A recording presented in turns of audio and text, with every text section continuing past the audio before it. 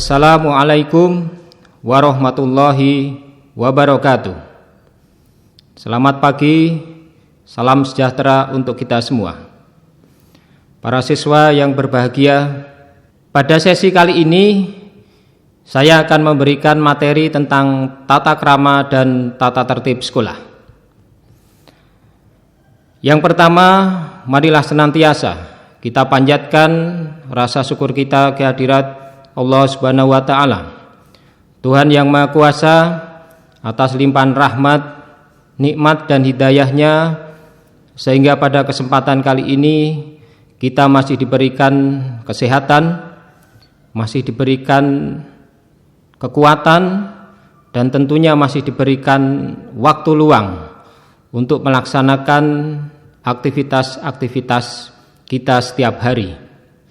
Kami selaku pendidik di SMKN Negeri 2 Pengasih berusaha untuk memberikan layanan terbaik kepada para siswa sekalian.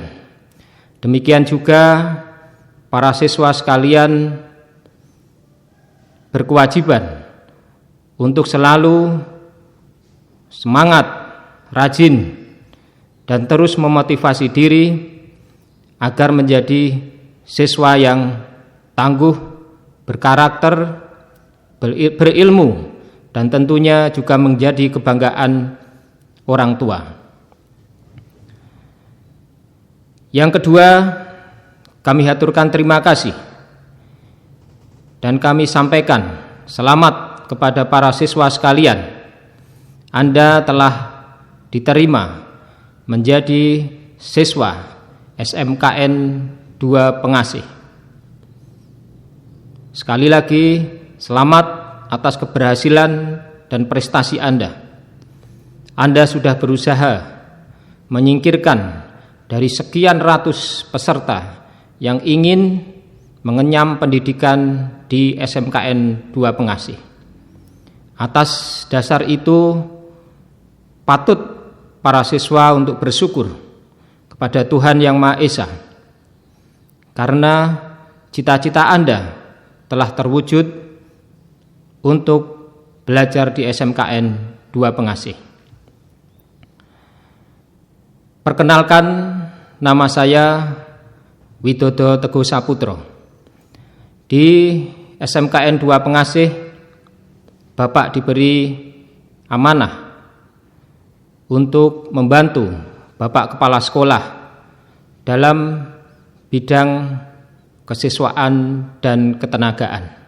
Ada banyak hal yang kami atur dan kendalikan dari semua kegiatan kesiswaan yang ada, mulai dari kegiatan OSIS, kemudian lomba-lomba, kemudian kegiatan-kegiatan yang berkaitan dengan peringatan-peringatan Hari Besar Nasional dan Hari Besar Agama. Untuk selanjutnya, di masa pandemi ini, kami selalu mengingatkan kepada para siswa sekalian untuk selalu menjaga dan meningkatkan pola hidup bersih dan sehat, baik diri, lingkungan, keluarga, dimanapun dan kapanpun.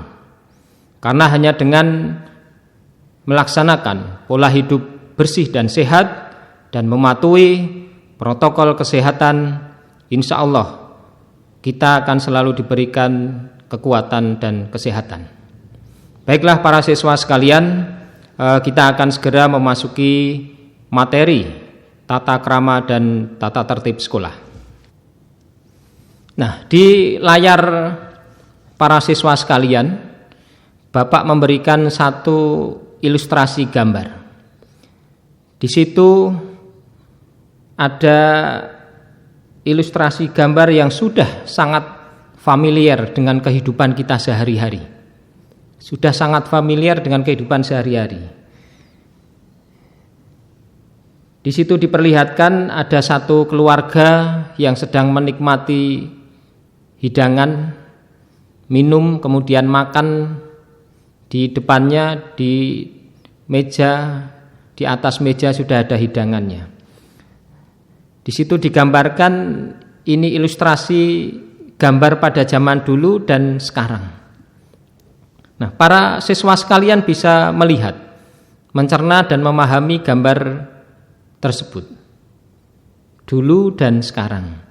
Coba Anda perhatikan lebih detail, ternyata ada hal detail yang membedakan. Kalau yang gambar yang dulu ini terlihat sekali bahwa mereka bercengkrama, kemudian minum, makan, ya. Tetapi untuk gambar yang sekarang kita lihat mereka memegang satu kotak kecil, dan kita paham sekali bahwa kotak kecil itu adalah gadget, ya, HP ataupun sejenisnya lah. Mereka asik dengan dunia mereka sendiri. Padahal satu keluarga di dekatnya dalam satu suasana yang sebenarnya sangat menyenangkan untuk menjalin komunikasi. Nah, ini yang terjadi para siswa sekarang sudah familiar di tengah masyarakat kita. Saya pikir sebagian besar terjadi di keluarga seperti itu. Bapak ibu bekerja, pulang kerja sore hari, anak-anak sekolah beraktivitas, kemudian mereka berkumpul di sore hari, tetapi ketika mereka berkumpul, mereka menikmati dengan dunianya sendiri-sendiri. Nah, di situ ada satu kalimat, gadget mendekatkan yang jauh tetapi menjauhkan yang dekat. Nah, apakah ini yang kita minta? Silahkan Anda pahami gambar tersebut. Kemudian gambar yang kedua, Bapak berikan satu ilustrasi lagi. Ada 3 giat di situ. Ada sekumpulan anak-anak sedang asik kongko-kongko bercengkrama, ya. Tetapi kalau kita lihat detail lagi, beberapa asik dengan dunianya sendiri. Beda dengan dahulu, ya. Dengan bercengkrama satu komunitas, satu waktu, mereka guyonan, kemudian asik sekali lah. Tapi yang terjadi memang sekarang seperti ini, ya. Ada anak-anak sekolah kongko, mereka komunikasinya tidak dengan dekatnya, tetapi komunikasinya tidak tahu dengan di nun jauh di sana. Kemudian satu lagi, mereka berekreasi, janjian mereka berekreasi di satu tempat. Tetapi ketika di tempat rekreasi, apa yang mereka lakukan? Mereka asik lagi dengan dunianya sendiri. Jadi mereka punya teman di dekatnya, tetapi tidak menikmati teman itu. Satu lagi contoh gambar, di situ ada satu keluarga besar di situ. Ada seorang kakek, kemudian ada putra-putranya, kemudian ada cucu-cucunya di situ. Dalam satu meja bercengkrama, rencananya makan besar keluarga. Tetapi kembali lagi, dalam situasi kebersamaan tersebut mereka asik dengan dunianya sendiri. Nah, ini ada satu kalimat memang, ya, beberapa tahun terakhir ini muncul generasi menunduk seperti itu. Jadi asik dengan dunianya sendiri. Apakah seperti ini nanti yang kita inginkan? Silahkan Anda pahami. Nah, 2 ilustrasi gambar tadi ini sebagai pembuka dari materi Bapak terkait dengan tata krama dan tata tertib sekolah.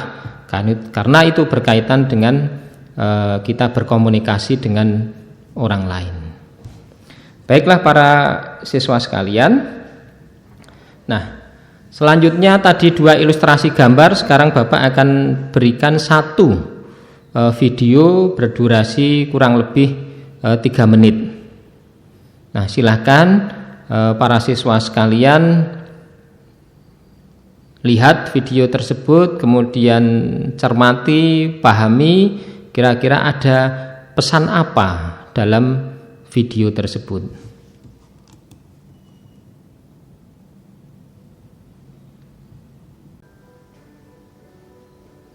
Nah, silahkan para siswa sekalian menikmati tayangan video yang Bapak sampaikan ini.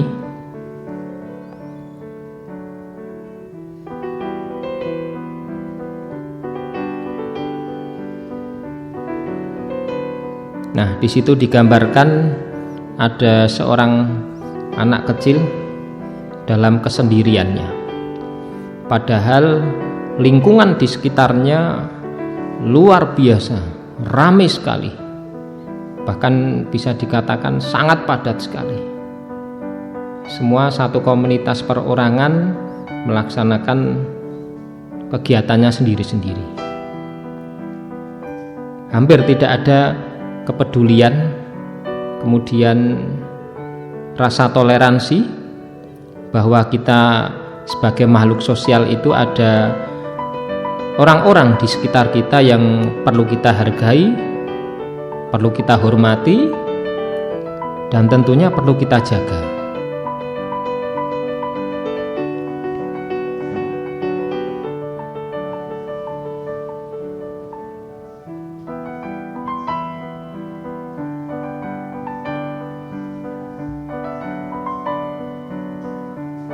Semua asik orang-orang dengan satu kotak kecil lagi, kembali lagi ke satu kotak kecil, ya, dengan dunia ada di genggaman tangannya. Mereka bisa melihat berita terkini, tetapi orang yang di dekatnya hampir bisa dianggap tidak ada.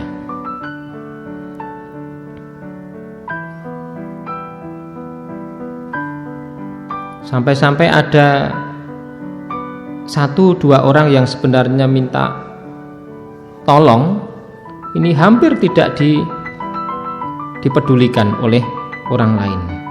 Ini luar biasa sekali kejadian seperti ini.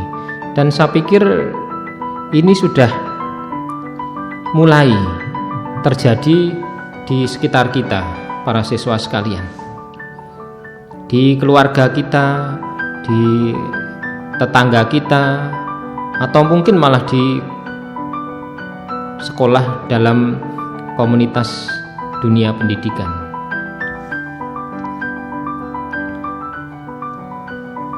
Di satu sisi mereka melihat sebuah kejadian tetapi tidak segera diberikan pertolongan, tetapi malah mereka asik mengabadikan kegiatan tersebut, entah itu dengan foto, dengan video, kemudian mengupload. Nah, ini satu kebanggaan bisa menyebarkan berita pertama kali. Padahal orang di dekatnya yang butuh pertolongan itu sebenarnya butuh mereka, orang-orang yang ada di dekat di dekat kegiatan itu dan dalam waktu tersebut. Nah, ini satu gambaran apa yang terjadi sekarang ini, para siswa sekalian. Baik, para siswa sekalian, satu tayangan video tadi Bapak berharap sekali Anda bisa memahami, Anda bisa mencermati, dan Anda bisa mengambil pelajaran dan hikmah di dalamnya. Apakah itu memang benar-benar terjadi di sekitar kita, ataukah itu hanya sebuah kekhawatiran yang berlebihan? Selanjutnya para siswa, kita akan bahas tentang definisi terkait dengan materi kita, tata krama dan tata tertib sekolah. Yang pertama adalah tata krama. Apa itu tata krama? Nah, secara singkat saja, tata krama adalah kebiasaan sopan santun yang disepakati dalam lingkungan pergaulan antar manusia setempat dan berlaku dalam kurun waktu tertentu. Nah, itu yang dimaksud dengan tata krama. Satu aturan yang disepakati oleh satu kelompok masyarakat tertentu, satu komunitas tertentu yang hidup di suatu daerah tertentu, dan itu berlaku dalam kurun waktu tertentu. Jadi ini tidak tercatat, ya, kemudian tidak tertulis, tapi hanya kesepakatan. Nah, ini banyak sekali contoh-contoh di kehidupan kita sehari-hari. Ya, tidak usah jauh-jauh, di dekat kita saja. Di RT kita misalkan ada kegiatan kerja bakti. Nah, itu tidak ada aturan tertulisnya, ya. Tetapi dari satu komunitas RT tersebut Nah, ini membuat kesepakatan. Misalkan kerja tiap 2 pekan sekali melaksanakan kerja bakti. Bagi yang tidak ikut kerja bakti, nanti ada beberapa kompensasi. Yang tidak melaksanakan kerja bakti tentunya nanti juga ada sanksi sosial. Nah, sanksi sosialnya apa? Sanksi sosialnya mungkin tidak disapa oleh masyarakat. Kemudian kalau pas punya hajat, mungkin masyarakat juga enggan untuk memberikan pertolongan. Nah, ini terkait dengan tata krama. Sama, kita dalam satu komunitas pergaulan, kita punya beberapa teman dekat gitu ya. Ini kalau coro Jawa ini kita punya konco kental ya, satu komunitas 3-4 orang.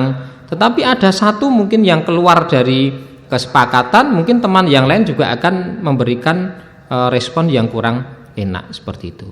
Nah, ini terkait dengan tata krama. Nah, kemudian dengan tata tertib para siswa sekalian.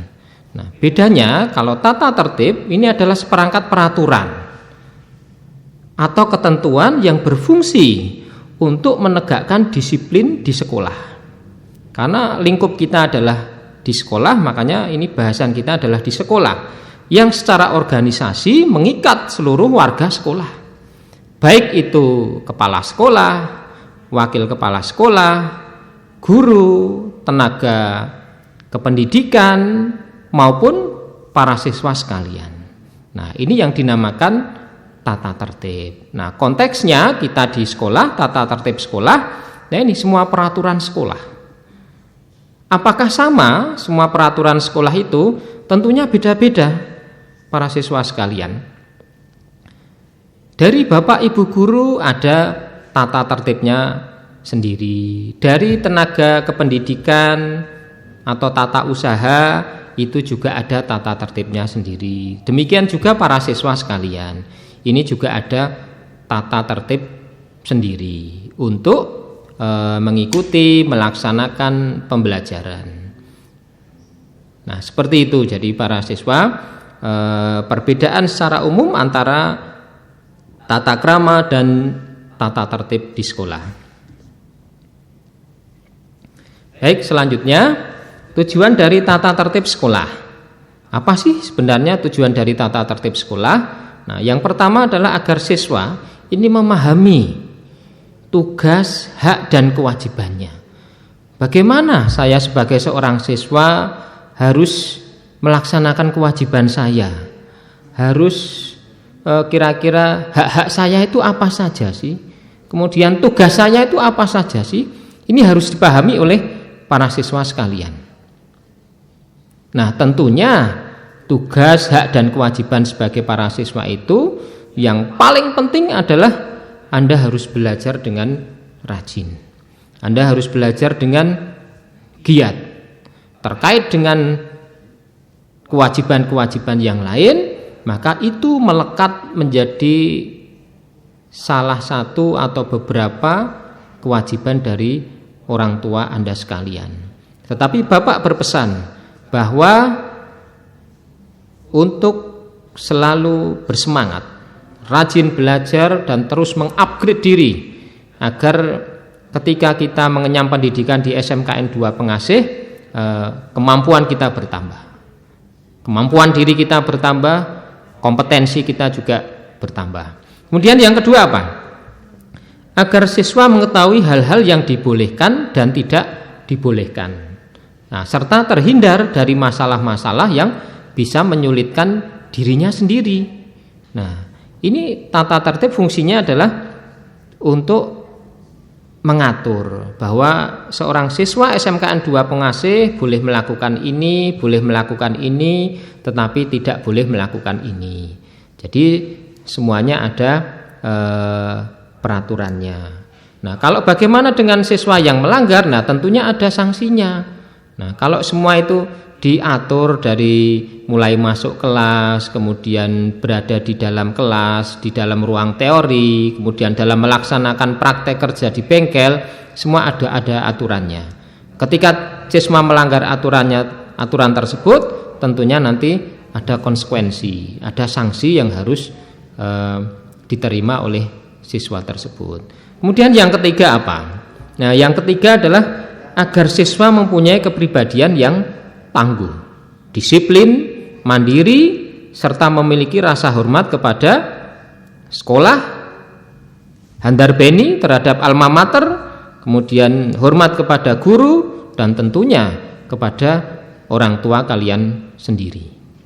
Nah, SMKN 2 Pengasih berusaha mendidik para siswa menjadi siswa yang tangguh, mempunyai pribadi yang kuat, berkarakter, dan tentunya skill kompetensi yang dimiliki ini paling tidak apa yang menjadi pilihan mereka, kompetensi keahlian dan menjadi pilihan mereka ini melekat pada dirinya ketika nanti sudah selesai tamat di belajar di SMKN 2 Pengasih.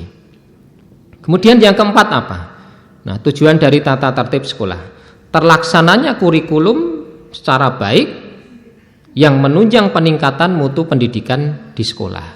Nah, kalau tidak ada tata tertib yang mengatur, maka kurikulum pembelajaran apa-apa yang mesti disampaikan oleh para siswa ini tidak bisa berjalan dengan lancar dan runtut.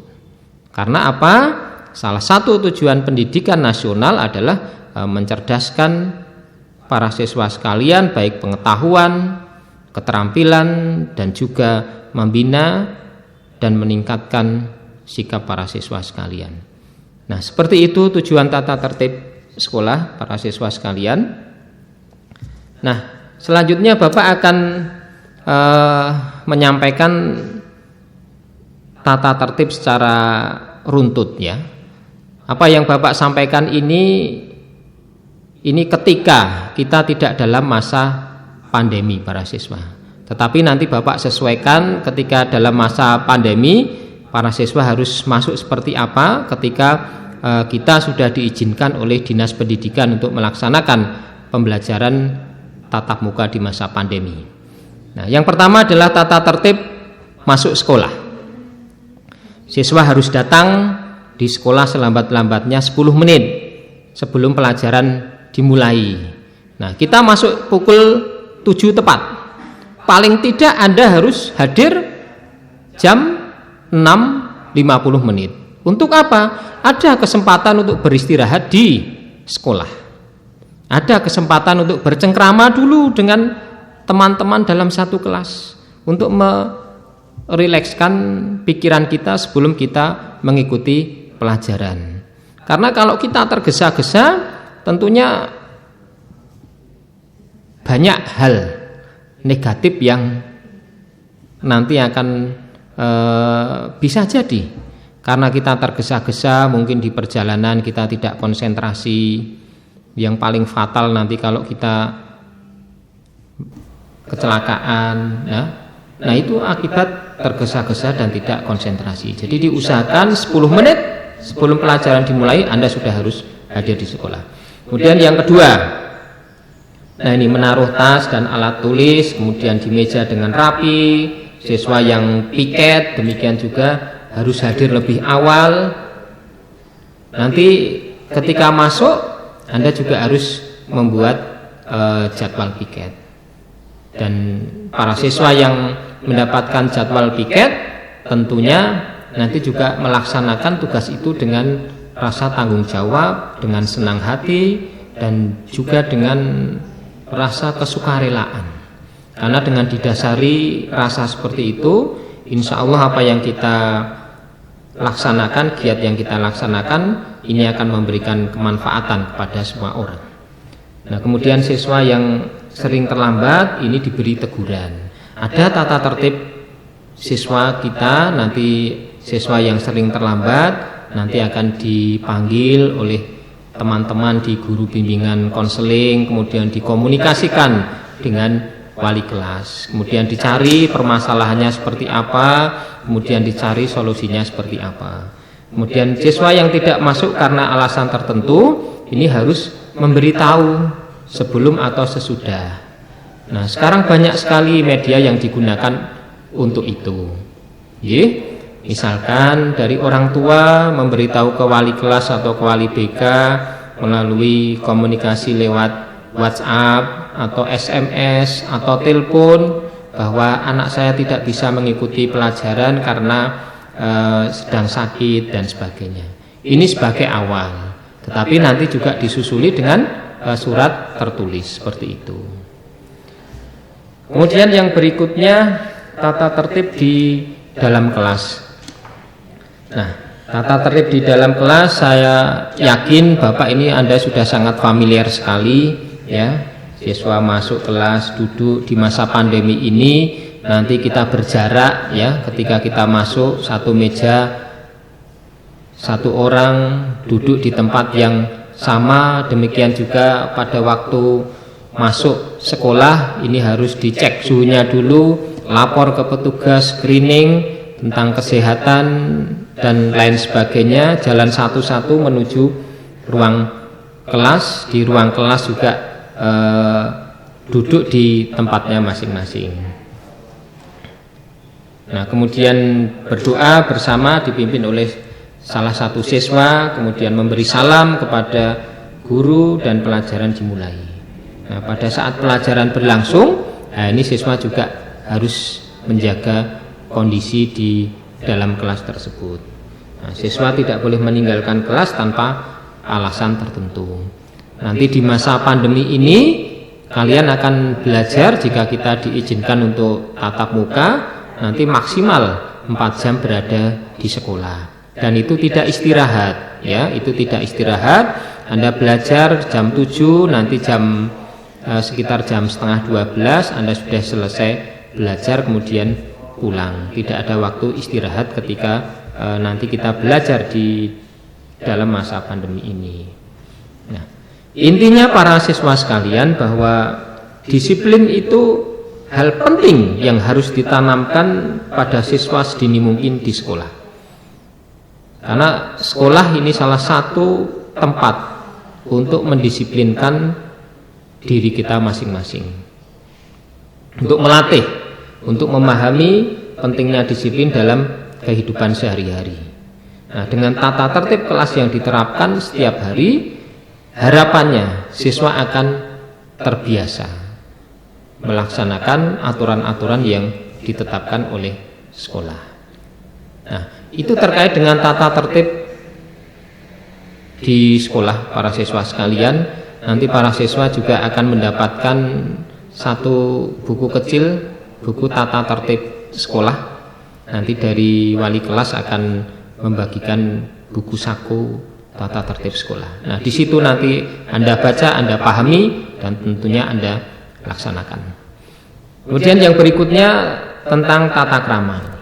Tujuan tata krama. Kalau tadi Bapak membuka tata krama di masyarakat, nah ini tata krama di sekolah. Tujuan tata krama di sekolah membentuk karakter siswa supaya bisa bersikap sopan dan ramah kepada siapa saja, penuh perhatian pada orang lain, bisa selalu menjaga perasaan orang lain, suka memberi pertolongan, dan bisa menghargai orang lain, memiliki rasa toleransi yang tinggi dan mengendalikan emosi dalam situasi apapun.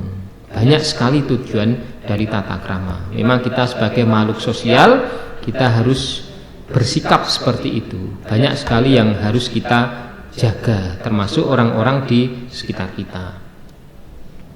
Nah, kita bedakan tata krama ada 4 para siswa sekalian, yaitu tata krama berbicara, tata krama pergaulan, tata krama berpenampilan, dan tata krama dalam kehidupan sehari-hari.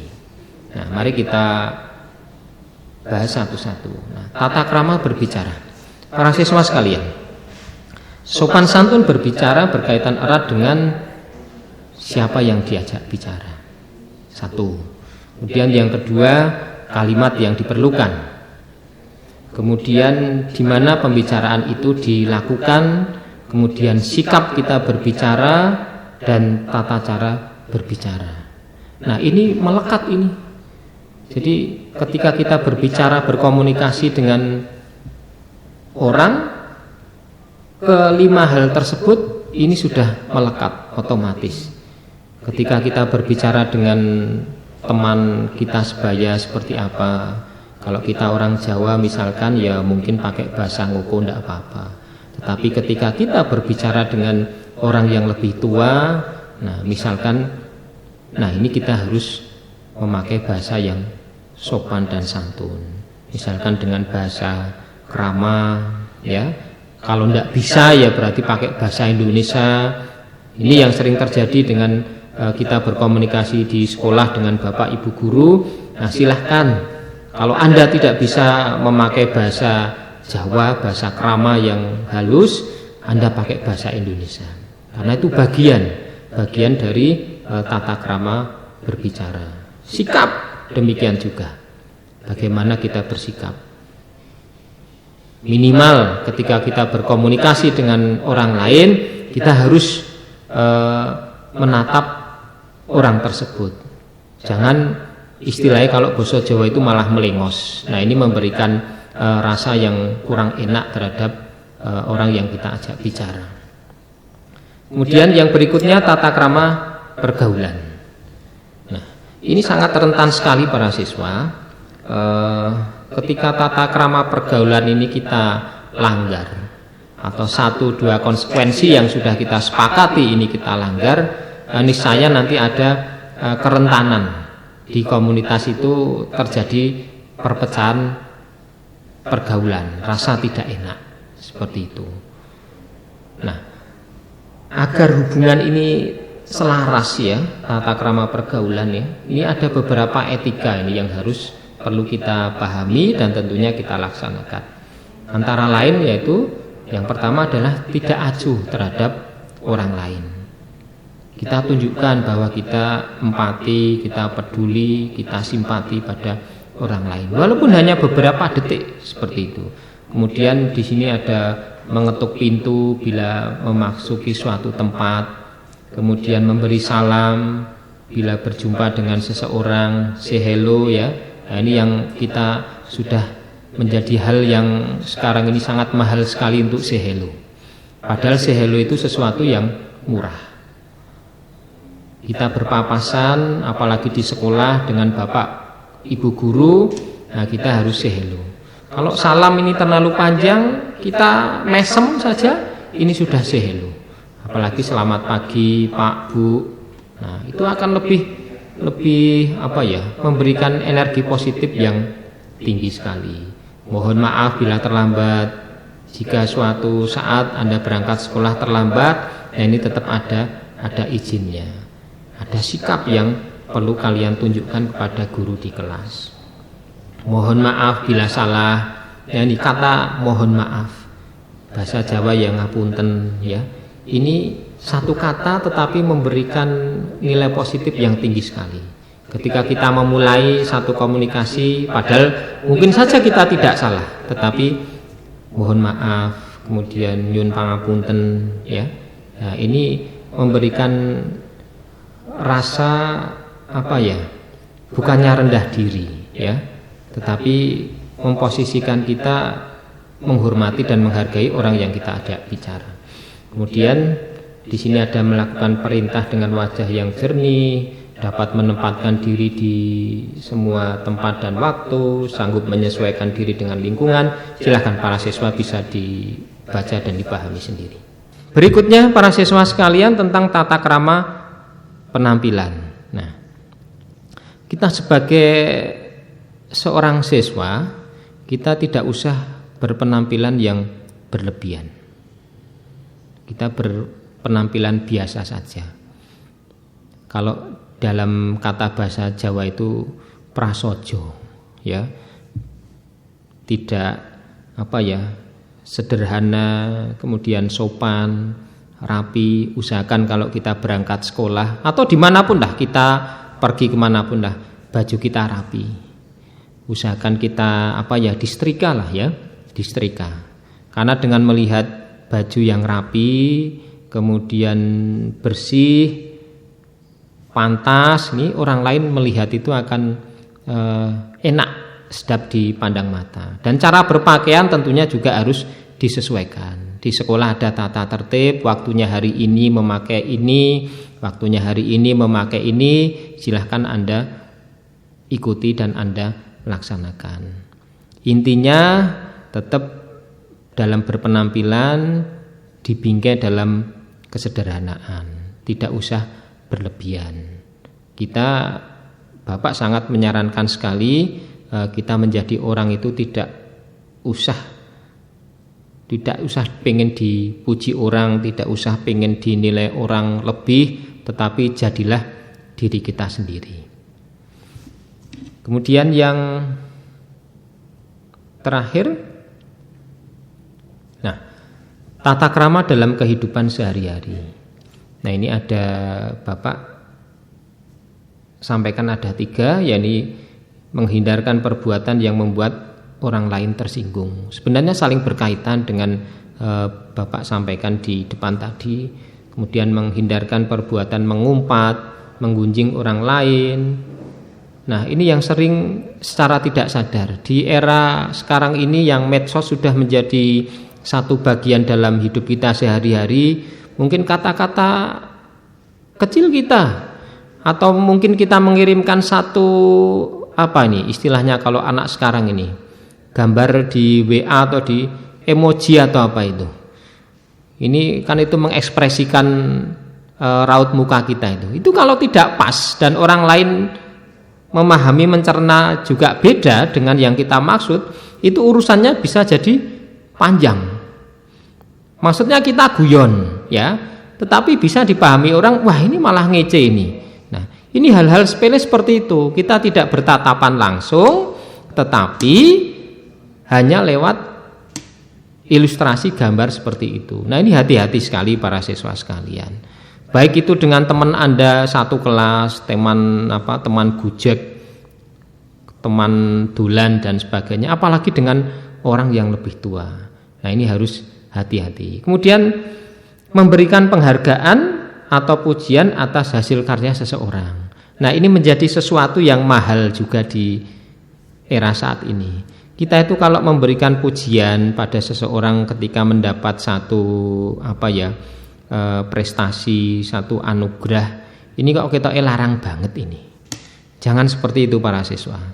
Jadi ketika ada teman kita yang mendapatkan prestasi apapun itu, silahkan diberi semangat, ya, baik itu prestasi yang baik ataupun pernah mengikuti event kemudian gagal, tidak mendapatkan juara, tidak mendapatkan nomor, terus kita semangati, karena hanya dengan cara-cara itulah kita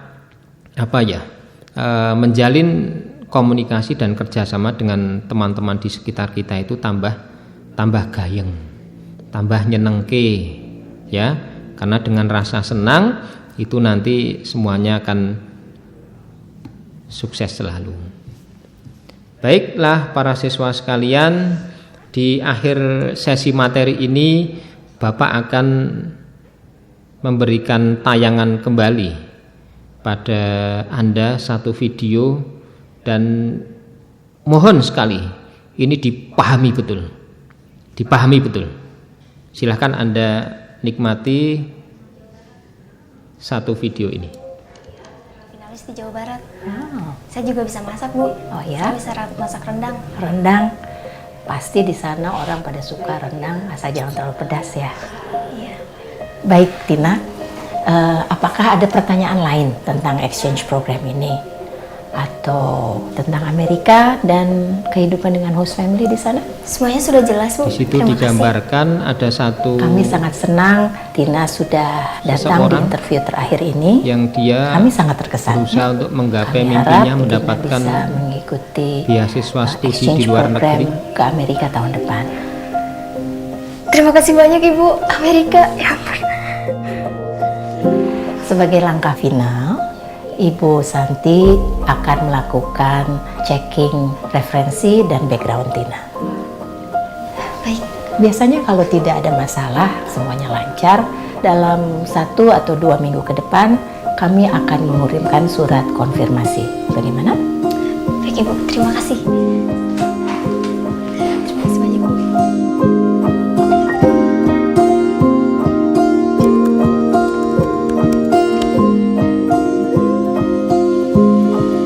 yang dilakukan oleh pihak penyelenggara beasiswa mudah. Mereka melacak jejak digital dari siswa tersebut, dari anak tersebut. Ini buat kalau. Dan itu bisa dirunut jejak digital itu. Nah, ternyata ada satu saja momen yang itu membuat satu orang yang akan mendapatkan beasiswa tersebut gagal. Timmy siapa ya? Timmy, my adorable Timmy. Nah, mungkin itu hanya guyonan, ya. Dia punya anjing, kemudian ternyata anjing itu dikasih minuman keras, kemudian dengan dengan bangganya, itu mungkin hanya guyonan gitu. Tetapi itu menjadikan salah satu sebab gagalnya cita-cita yang diimpikannya. Saya yakin bahwa siswa itu adalah siswa yang berprestasi. Karena kalau tidak berprestasi, tentunya tidak akan diberikan kesempatan untuk mendapatkan beasiswa studi di luar negeri. Nah, apa yang dapat kita ambil para siswa? Satu, bahwa jejak digital kita itu bisa akan menghantui kita selamanya. Bisa menghantui kita selamanya. Nah, oleh karena itu Bapak berpesan, silahkan Anda memanfaatkan medsos, memanfaatkan semua jaringan di dunia maya ini dengan bijak. Baiklah para siswa sekalian, demikian materi yang Bapak sampaikan. Mudah-mudahan apa yang Bapak sampaikan Anda semua bisa memahami, kemudian berusaha untuk mengerti dan berusaha lagi untuk memperbaiki diri. Jikalau pada kemarin-kemarin saya sudah melakukan hal-hal yang tadi sebenarnya menjadi larangan-larangan dalam hal tata krama ataupun dalam tata tertib. Nah, ke depan Anda menjadi siswa SMKN 2 pengasih, mestinya ada beberapa perubahan yang harus Anda lakukan. Bapak tidak menginginkan perubahan itu terjadi 180 derajat, tetapi cukup 1, 2, 3, 4, 5 atau 10% saja. Tetapi itu Anda konsisten, Anda jaga perubahan itu. Karena itu akan memberikan satu nilai kebaikan pada diri Anda.